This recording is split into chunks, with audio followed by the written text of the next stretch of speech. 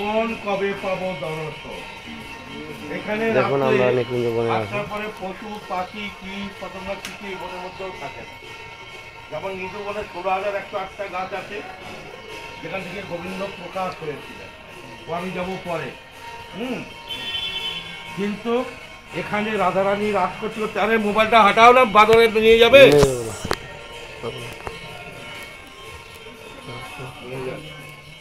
বলো রাধা রানী কি।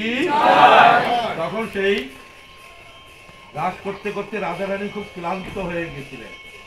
তা গোবিন্দ নিজে রাধা রানীর পদসেবা করেছিল।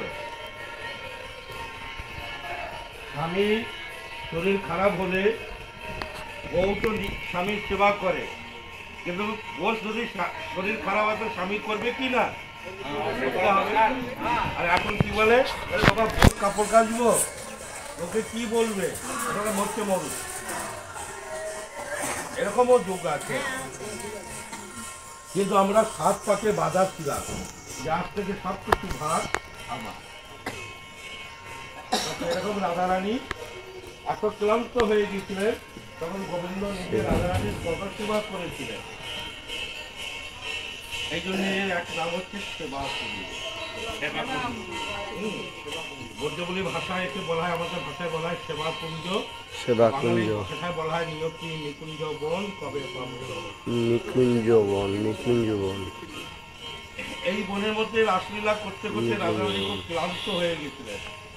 তখন গোবিন্দ নিজে রাধারানীর পদসেবা করেছিলেন। এই জন্য নাম হচ্ছে সেবা নিকুঞ্জ বন।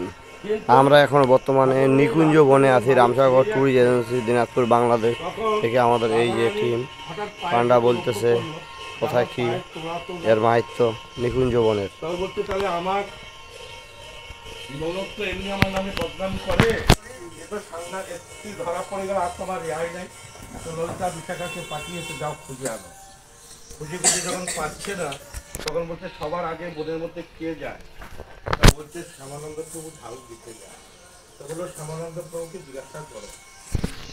যখন শ্যামানন্দ প্রভুকে জিজ্ঞাসা করছে,